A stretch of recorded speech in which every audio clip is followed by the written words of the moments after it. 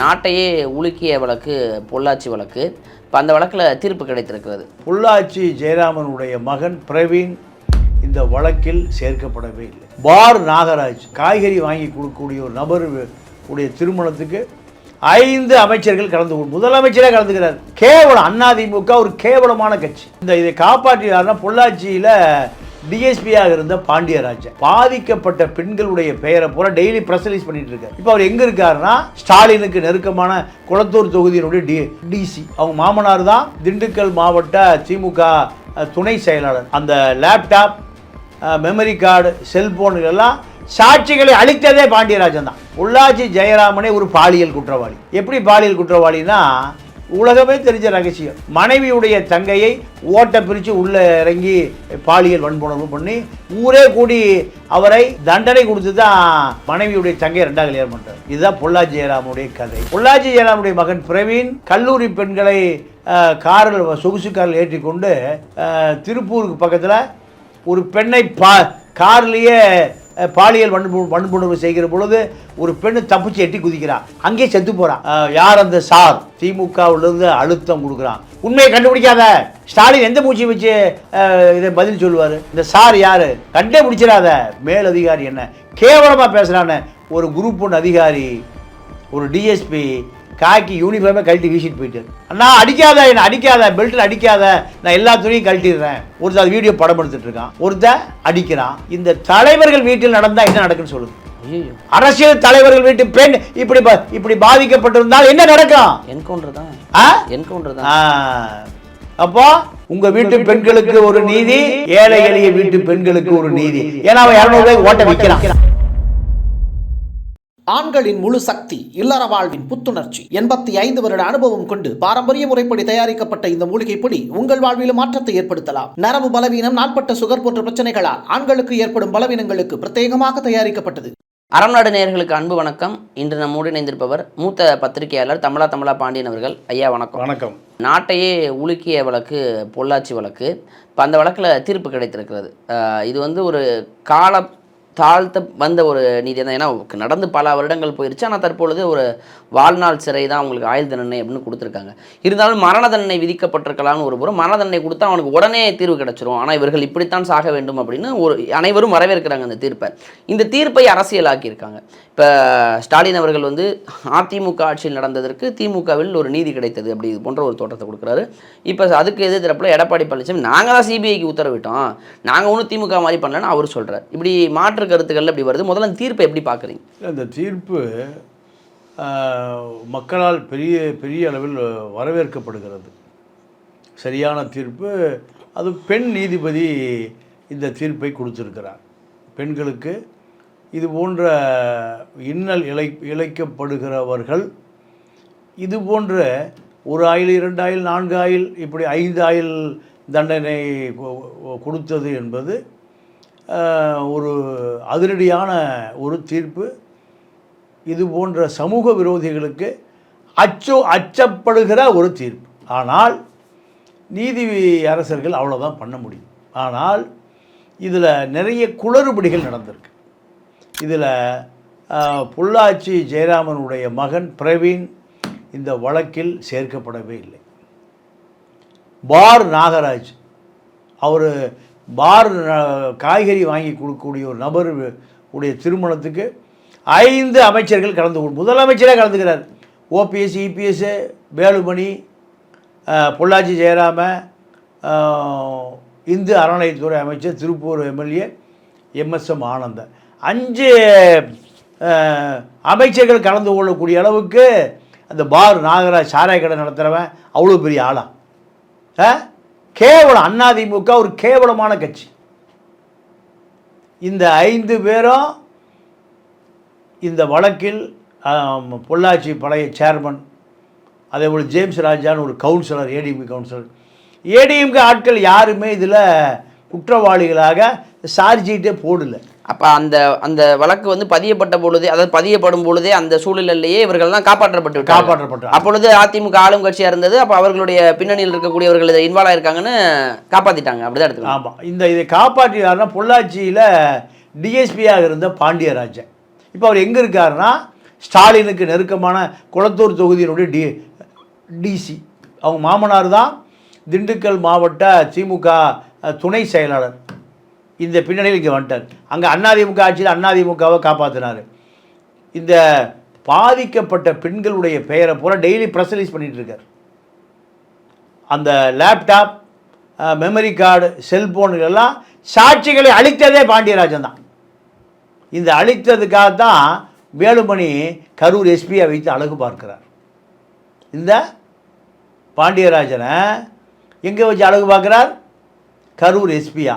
நீங்கள் பொள்ளாச்சி ஜெயராமனே ஒரு பாலியல் குற்றவாளி. எப்படி பாலியல் குற்றவாளின்னா, உலகமே தெரிஞ்ச ரகசியம். மனைவியுடைய தங்கையை ஓட்டை பிரித்து உள்ளே இறங்கி பாலியல் வன்புணர்வு பண்ணி ஊரே கூடி அவரை தண்டனை கொடுத்து தான் மனைவியுடைய தங்கையை 2ஆவது கல்யாணம் பண்ணுறார். இதுதான் பொள்ளாச்சி ஜெயராமனுடைய கதை. பொள்ளாச்சி ஜெயராமனுடைய மகன் பிரவீன் கல்லூரி பெண்களை காரில், சொகுசு காரில் ஏற்றிக்கொண்டு திருப்பூருக்கு பக்கத்தில் ஒரு பெண்ணை கார்லேயே பாலியல் வன்புணர்வு செய்கிற பொழுது ஒரு பெண்ணு தப்பிச்சு எட்டி குதிக்கிறான், அங்கேயே செத்து போகிறான். இதை எந்த ஊடகங்களும், நீங்கள் தினசரி ஊடகங்கள்லாம் மக்கள்கிட்ட 1 கோடி பேர்ட்ட கொண்டு போயிருக்கலாம். எதை வாந்தி எடுக்கிறார்களோ, எதை மலம் கழிக்கிறார்களோ அதுதான் செய்தி. ஆளுங்கட்சி எதை மலம் கழிக்கிறதோ அதை தான் தினத்தந்தியில் செய்தி, தினமலரில் செய்தி, தினகரில் செய்தி. எவ்வளோ பெரிய செய்தி! அந்த வழக்கு திருப்பூரில் நடக்குது. ஒரு பெண் பாலியல் வன்புணர்வு காரில் செய்யும்போது கத்தி ஓடுற காரிலேருந்து 100 கிலோமீட்டர் காரில் எட்டி குதிக்கிறா, செத்து போகிறா. இதெல்லாம் செய்தியே இப்போ தினசரி செய்தியில் வந்தால் தான் மக்களுக்கு போய் சேரும். நக்கீரில் வந்தால் எத்தனை கோடி பேர் பார்க்குறான்? நக்கீரில் மட்டும்தான் வருது. பொள்ளாச்சி ஜெயராமனுடைய பிரவீன் அந்த வழக்கிலிருந்து காப்பாற்றப்படுகிறார். நீங்கள் பெண்கள்லாம் மதுக்கடையை எடுக்கணும்னு சொல்லி அவனாசியில் போராடுறாங்க. அப்போ அவனாசியில் மதுவிலக்கு டிஎஸ்பியாக இருக்கிற இந்த பாண்டியராஜா பெண்களை பூரா அடிக்கிறாரு, உதைக்கிறாரு. படம்லாம் வந்திருக்கு, பேப்பரில் பார்த்துருப்பீங்க. சாராய ஆலை அதிபர்களுக்கு ஆதரவாக ஒரு மதுவிலக்கு போலீஸு பெண்கள் ஜனநாயக ரீதியாக போராடுகிற பெண்களை ஓங்கி ஓங்கி அறையிறாரு, ஒரு 3 அடியில் இருந்துட்டு. அப்போது சமூக விரோதிகள் பூரா யூனிஃபார்ம் போட்டான். அத்தனை சமூக விரோதிகளும் பல் பிடுங்கி பல்பீர் சிங் விசாரணை கைதிக்கு குரல் எடுத்து பல்ல பிடுங்குறான். இந்த கேவலம் பூரா அந்த திராவிட ஆட்சியில் தாங்க, வேறு உலகத்தில் எங்கேயுமே இல்லை. இதே போல் கோயம்புத்தூர் ஜெயிலில் விவேக் ஒரு பெரிய அந்த ஒரு கொலை வழக்கில் சிறையில் இருந்தவன், அவனுக்கு வேலைக்கு வந்த மலர்விழியை அலிகான் பிரதர்ஸ் யார் அன்பரசன் வச்சுருக்கார். யார் அன்பரசன்? வேலுமணியுடைய அண்ணன் அன்பரசன். அப்போ 10,000 கோடி ரூபா சொத்து அப்படியே அந்த சொத்துக்கு உடமையாளன வேலுமணி ஏகே விசுவா கமிஷனராக இருக்கும்போது சிறைக்கு அவன் கொல்லப்படுகிறான். பேர் விவேக். நாயுடு சமூகம் அப்படியே கோபத்தில் இருக்கு. அப்போது காவல்துறையை கையில் வைத்து கொண்டு கோயம்புத்தூர் ஏகே விஸ்வநாத கமிஷனராக இருந்தார். முழுக்க ரியல் எஸ்டேட் பிஸ்னஸ் தான். யாருக்கு? வேலுமணிக்கு. வேலுமணி மீது அமலாக்கத்துறை விசாரணை வந்த பிறகு ஏர்போர்ட்லேருந்து தொண்டாமுத்தூருக்கு 300 காரில் போகிறாரு. மானங்கெட்ட மக்கள், இது மானங்கெட்ட மக்கள் எல்லாம் மறுபடியும் தொண்டாமுத்தூரில் அவருக்கு ஓட்டு போடுறான்.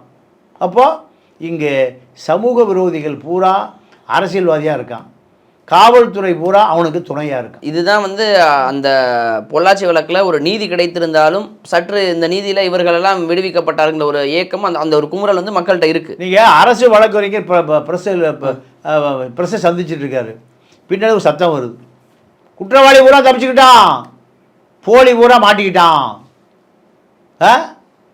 இந்த நீங்கள் ஒரு பெண் மானபங்கப்படுத்தப்பட்டு தப்பி ஓடி வீட்டுக்கு வரான். வீட்டுக்கு வந்த பிறகு அந்த வீட்டில் இருக்கக்கூடிய சகோதரன், நண்பன், அண்ணன், தம்பி எல்லாம் இந்த பெண் எங்கு பண்ணை வீட்டில் கடத்தப்பட்டாலோ பாலியல் வன்புணர்வு செய்யப்பட்டாலோ அங்கே போய் பார்க்குறானு. அங்கே திருநாக்கரசு, சதீஷு, இந்த குற்றவாளி பூரா அங்கே இருக்கான். அடின்னு அடித்து உதச்சி ஃபோனெல்லாம் முடிஞ்சு பார்த்தா 100க்கும் மேற்பட்ட பெண்கள் நிர்வாணப்படுத்தி பாலியல் வக்கரம். செய்ததை வீடியோவில் எடுக்கிறான். லேப்டாப்பில் இருக்குது, மெமரி கார்டு இருக்குது. இதெல்லாம் பார்த்து தான் அந்த பாதிக்கப்பட்டவனுடைய உறவினர் ஒருவர் காவல்துறையில் இருக்கார். அவர் தான் நேராக எஸ்பிகிட்ட கொண்டு கொடுங்கங்கிறார். எஸ்பி டிஎஸ்பி பாண்டியராஜன்கிட்ட அனுப்புகிறார். பாண்டியராஜன் லட்டு மாதிரி மேட்டர் கிடச்சிது. வேலுமணி உடனே கூட சொல்லிட்டார். யாருக்காக? பொள்ளாச்சி ஜெயராமனுக்காக. எங்களுடைய ஆட்களை பூரா காப்பாற்றிரியா. தேவ வாக்கு, ஆண்டவனே மேலும் சொன்னதை போல. யார்? பாண்டியராஜனுக்கு. ஏன்னா 5 ஆண்டு காலம் ஆட்சி நடத்தியவர் வேலுமணி தான், எடப்பாடி கிடையாது. அவரே சொல்கிறார், 5 ஆண்டு காலம் சிறப்பாக நான் தான் ஆட்சி நடத்தேன். 5 வருஷம், 50 ஆண்டு கால ஆட்சியில் இந்த ஆட்சி தான் நல்ல ஆட்சி. 5 லட்சம் கோடி அப்படியே திருடி செந்தில், யார் அவருடைய தம்பி, அலிகான் பிரதர்ஷனுடைய கடைசி தம்பி செந்தில் எங்கே வச்சுருக்காரு? குப்பை எழுகிற ஜலால் கலால் துபாயில் 5 லட்சம் கோடி செந்தில் பாதுகாப்பாக இருந்து ஹவாலா பிஸ்னஸ். அப்போ இதெல்லாம் எம்ஜிஆர் ஆட்சி ஒன்றும் நல்லா நடக்கலை, ஜெயலலிதா ஆட்சி நடக்கலை 50 ஆண்டு காலத்தில். என்னுடைய ஆட்சி தான் 5 லட்சம் கோடி குப்பை எழுகிற ரசாக் ஜலால் எங்கே வச்சுருக்காரு? துபாயில் தம்பியை பார்ட்னராக வச்சுருக்காரு. அப்போ எடப்பாடி ஆட்சி நடக்கலை. அவரே சொல்கிறதுங்க, வேலுமணியே சொல்லுவது. 5 ஆண்டு காலம் நான் தான் ஆட்சி நடத்தினேன். எடப்பாடி ஒரு டம்மி பீஸு. அதனால தான் எடப்பாடி இப்போ வீட்டில் சேரே இல்லை. யார் வந்தாலும் நின்று பேசிட்டு 5 நிமிஷம் ஓடி போயிரு. உட்கார வச்சா அவர் சீட்டுக்கே வேட்டு வச்சு, அவர் சீட்டுக்கே இந்த வேலுமணி வேட்டு வச்சார். எல்லா பத்திரிக்கையாலும் அவர் பணம் வாங்குறான். வேலுமணி பேரை சொன்னால் டென்ஷன் ஆகிறான். வேலுமணி பேரை சொன்னால் 90% பத்திரிக்கையாலும் டென்ஷன் ஆகிறான். சபரீஷன் ஒரு பக்கம் 1 லட்ச ரூபா மாதம் கொடுக்குறான் இந்த ஊடக வாயர்களுக்கு. வேலுமணி பேரை சொன்னால் பல பேர் டென்ஷன் ஆகிறான். அப்போது வேலுமணியினுடைய காந்தி எத்தனை செல்வாக்கு செலுத்துகிறார் பாருங்க. காந்திக்கு தான் பவர், காந்திக்கு தான் பவர். எடப்பாடி நாற்காலிக்கு வேட்டே வேலுமணியால் தான். அதை தெரிந்து கொண்ட எடப்பாடி தான் வீட்டில் சேர் எல்லாம் எடுத்துட்டார். யார் வந்தால் நின்று பேசிட்டு 3 நிமிஷம் கிளம்பி போயிடும். உட்கார்ந்தா ஏன் நாற்காலி காணாமல் போயிடும். சரிங்க. இப்போ இந்த வழக்கு தீர்ப்பு, இப்போ அதான் சில குற்றவாளிகள் தப்பிக்கப்பட்டார்கள், அவர்கள் முதன்மை குற்றவாளிகள் அப்படிங்கிறது ஒரு கருத்தாக இருக்கும் பொழுது, இப்போ இந்த குற்றவாளிகளுக்கு தீர்ப்பு வரவேற்கத்தக்க விதமாக இருக்கா? இப்போ ஒரு அதிமுக ஆட்சியில் நடந்த ஒன்றுக்கு திமுக ஆட்சியில் ஒரு நீதி கிடைத்திருக்கிறத இவங்க ஒரு பாசிட்டிவாக பார்க்குறாங்க. அதற்குள்ள ஒரு அரசியல் விளையாட்டு போகுது. இப்போ அதுக்கு சிபிஐக்கு உத்தரவிட்டதே நாங்கள் தான் அப்படின்னு எடப்பாடி சொல்கிறாரு. அப்படியா அப்படின்னு கொடநாடு வழக்கு வரும் கூடிய சீக்கிரத்தில் விசாரணை பாருங்கன்னு முதல்வர் அவர்கள் சொல்கிறாங்க. எப்படி பார்த்துக்கிறது? இல்லை, இப்போ இதில் சிபிஐக்கு அமைச்சர் ஸ்டாலின் நினச்சிட்டு இருக்கார். அது உள்துறை அமித்ஷா. யார் அந்த சார்? இன்னும் அந்த டிஎஸ்பி வேலையை போலி யூனிஃபார்மை கல்வி வீசிட்டு போயிட்டார். திமுகவிலிருந்து அழுத்தம் கொடுக்குறான். உண்மையை கண்டுபிடிக்காத. உண்மையை ஸ்டாலின் எந்த மூச்சு வச்சு இதை பதில் சொல்லுவார்? அந்த சார் யார்? கண்டே பிடிச்சிடாத. மேல் அதிகாரி என்ன கேவலமாக பேசுகிறான்னு ஒரு குரூப் 1 அதிகாரி, ஒரு டிஎஸ்பி காக்கி யூனிஃபார்மே கழட்டி வீசிட்டு போயிட்டார். நடந்ததா? அப்போது இது யார் இதை மறைப்பது? முதலமைச்சர் அலுவலகம். முதலமைச்சர் அலுவலகம் ஸ்டாலின் தெரியாமல் நடக்குமா? நீங்கள் பொள்ளாச்சி ஜெயராம 4 வருஷத்துக்கு ஒரு பேட்டி கொடுக்குறாரு அதிமுக ஆட்சியில். ஸ்டாலினை பார்த்து கேட்குறாரு, நீங்கள் செய்தால் சரியாது, நாங்கள் செய்தால் பாலியல் குற்றம், நீங்கள் பாலியல் குற்றம் பண்ணால் அது சரியா, நீங்கள் உங்கள் வயசில் பண்ணீங்களா இல்லையா? நேரடியாக கேட்டார் ப்ரெஸ்ஸில். அப்போ நாங்கள் செய்தால் அது தவறா? நீங்களும் செய்யுங்க, நானும் செய்யுங்க. இதுதான் திராவிட ஆட்சி. அப்போது கொடநாடு வழக்கு நடந்து எத்தனை வருஷம் ஆச்சு? திமுக ஆட்சி எத்தனை வருஷம் ஆச்சு? ஏன் எடுக்கலை? அண்ணா நகர் மோகன் வீட்டில் உங்கள் மாப்பிள்ளையும் டி நகர் சத்யாவும் என்ன பேசினார்கள்? கொடநாடு வழக்கு சம்மந்தமாக ஏன் 4 வருஷமாக ஏன் கிடப்பில் கிடக்கு? சுதாகர் ஐஜி கோயம்புத்தூர் உட்கார்ந்து விசாரிப்பதற்கு கோப்புகளை தட்டி தட்டி படித்து பார்த்தார். அவர் அங்கிருந்து மாற்றப்பட்டு விட்டார். கொடநாடு வழக்கை விசாரிப்பதற்காக சரியான அதிகாரி சுதாகர் ஐஜி, அவருக்கு வேலையே கொடுக்கல. அவர் அங்கே உட்கார்ந்துட்டு மணல் கடத்தலுக்கு எதிராக இருக்காருன்னு மணல் கடத்தல் கரிகாலன் சொன்ன பிறகு ஐஜி சுதாகர் மாற்றப்படுகிறார். சுதாகர் ஐஜி யார் சொல்லி பார்க்குறாங்க? மணல் கடத்தல் கரிகாலனும் திமுகவினுடைய பொதுச் செயலாளர் துரைமுருகனுடைய மகனும் இப்படி. அதனால் ஐஜிக்களை மாற்றுவது மணல் மாஃபியாக்கள் சொன்னால் ஐஜிக்கள் மாற்றப்படுவதா இந்த திராவிட இயக்கத்தினுடைய பெரிய சாதனை. இப்போ கொடநாடு வழக்கு 4 ஆண்டு காலம் எங்கே போனீர்கள் ஐயா ஸ்டாலின்? 4 வருஷம் கும்பகரண தூக்கமா? 4 வருஷம் ஏன் காவல்துறை அதிகாரிகள் ஏன் உத்தரவிடலை? இப்போ தேர்தல் வருங்கவும் இந்த அதே தான் வேற ஒன்றுமே இல்லை. இப்போ இந்த பொள்ளாச்சி வழக்கில் தீர்ப்பு கிடைத்த இந்த வழக்கு வருவோம். ஏன்னா இது ஒரு அரசியலாக பார்க்கப்பட்டாலும் இப்போ அந்த குற்றவாளிகள் வந்து பேசின பேச்சு, அவருடைய தாயார்கள் பேசின பேச்சு இருக்கு இல்லையா, இப்போ எங்கெல்லாம் கல்யாணம் கூட ஆகலை அப்படின்னு ரொம்ப ஒரு பாவப்பட்டவர்கள் போன்று பேசுகிற அந்த காட்சிகளும் வெளியே இருந்தது. இல்லை, இந்த குற்றவாளிகளை நம்ம இந்திய தண்டனை சட்டம் தூக்கு தண்டனை கொடுக்காது. ஆனால் குறைந்தபட்சம் தூக்கு தண்டனை கொடுக்கணும். ஏன்னா இப்போ இந்த பெண்கள் கதற பாலியல் வன்புணர்வு செய்யப்பட்டிருக்கிறார்கள். ஒரு பெண்ணு 2 பெண்ணு. ஒரு பெண்ணு சொல்கிறா, அண்ணா அடிக்காத, என்னை அடிக்காத, பெல்ட்டில் அடிக்காத, நான் எல்லா துணியும் கழட்டிடுறேன். ஒருத்தர் அது வீடியோ படம் எடுத்துகிட்ருக்கான், ஒருத்தர் அடிக்கிறான். இது இந்த தலைவர்கள் வீட்டில் நடந்தால் என்ன நடக்குன்னு சொல்லுங்கள். ஐயோ, அரசியல் தலைவர்கள் வீட்டு பெண் இப்படி பாதிக்கப்பட்டிருந்தால் என்ன நடக்கும்? என்கவுண்டர் தான். அப்போ உங்கள் வீட்டு பெண்களுக்கு ஒரு நீதி, ஏழை எளிய வீட்டு பெண்களுக்கு ஒரு நீதி. ஏன்னா அவன் 200 ரூபாய்க்கு ஓட்ட விற்கிறான். நீ 5 லட்சம் கோடியை துபாயில் குப்பை எழுகிற சதக் ஜலால், கீழக்கிற ஜலால் மூலம் உன் தம்பி அலிகான் பிரதர்ஸு அங்கே 5 லட்சம் கோடி பாதுகாப்பாக வச்சுருக்கான். இன்னொரு 5 லட்சம் கோடி எலான் மாஸ்கோட சபரிச எக்ஸ் என்னது மாஸ் எக்ஸ் நிறுவனத்தோடு கூட்டணி வைக்கிறீங்க, ஸ்பேஸ் எக்ஸோட. அப்போ இங்கே கேரளாக்காரனுக்கு இருக்கிற அரசியல் தமிழன்கிட்ட இல்லை, ஆந்திராக்காரன் இருக்கிற அரசியல் தமிழன்கிட்ட இல்லை, கர்நாடகாக்காரன் இருக்கிற அரசியல் தமிழன்கிட்ட இல்லை. அதனுடைய விளைவு மக்கள் ஏமாளியாக இருக்கிற காரணத்தினால திமுக அதிமுகவை காப்பாற்றுது, அதிமுக திமுகவை காப்பாற்றுது. 2 பேரா தங்களை காப்பாற்றிக் கொள்கிறார்கள், மக்களை காப்பாற்றுவதற்கு ஆளே இல்லை. மக்கள் அனாதையாக விட 100 பெண்கள் கதற கற்பழிக்கப்பட்டார்கள். ஒரு பெண்ணை 3 பேர் வக்கரமாக கற்பழிச்சான். இதுக்கு இந்த 9 பேர் குற்றவாளிகள். நீங்கள் 19 பேர் வெளியில் இருக்கான, எப்படி 19 பேர் வெளியில் இருக்கிறான்? அம்பு சிறையில் அடைபட்டு கிடக்கு. எய்தவன் எங்கே? பொள்ளாச்சி ஜெயராம மகன் பிரவீன் எங்க? ஜேம்ஸ் ராஜா எங்க? பார் நாகராஜ் எங்க? அந்த ஊர் சேர்மன் எங்க? பொள்ளாச்சி முன்னாள் சேர்மன் கிருஷ்ணன் எங்க? இவர்களெல்லாம் தப்பிக்க வைக்கப்பட்டார்கள். யாருக்காக? நீங்கள் எப்பவுமே ஒரு அதிகார திமிர் இருந்தால் தான் நீங்கள் எந்த தப்பையும் செய்வீங்க. அப்பாவி பயந்து ஓரமாக போயிடுவான். அதிகார திமிர் எந்த சூழ்நிலை தன்னை காப்பாற்ற முடியும். கார் ஆக்சிடென்ட் ஆச்சுன்னா அரசியல்வாதி பையன் கார் அங்கேயே விட்டுட்டு ஆட்டோல வீட்டுக்கு போயிடறான். டிரைவர் தான் ஆக்சிடென்ட் பண்ணா அவன் போய் அங்கிருந்த சிசிடிவி அப்போ ஒர்க் ஆகாது. பார்த்தவங்க எல்லாம் மறந்துருப்பாங்க, உருவம் இப்படிதான் இருந்துச்சுன்னு சொல்லுவாங்க. இப்படி எல்லாம் இதான் அரசியல். அப்போ காவல்துறை தான் முழு குற்றவாளி. அது வட இந்திய அதிகாரிகளுடைய வேட்டை காடா போச்சு தமிழ்நாடு. வட இந்திய அதிகாரிகள் பல்லு புடுங்கிற பல்பீர் சிங் மாதிரி வட இந்திய அதிகாரிகள் கிட்டே எடுப்பான், கண்டம் குத்துவான், எந்த சட்டம் பக்கத்தில் போகாது. ஒரு அப்பாவியை வந்து லாக்கப்பில் வச்சு டெத் ஆக்குவாங்க. இப்போ எதை வேண்டாம் செய்வான், ஆனால் குற்றவாளி தப்பிக்க விட்டுரும். குற்றவாளி ஏன்னா குற்றவாளி அரசியல் பின்னணியில் ஒளிஞ்சிருப்பான்.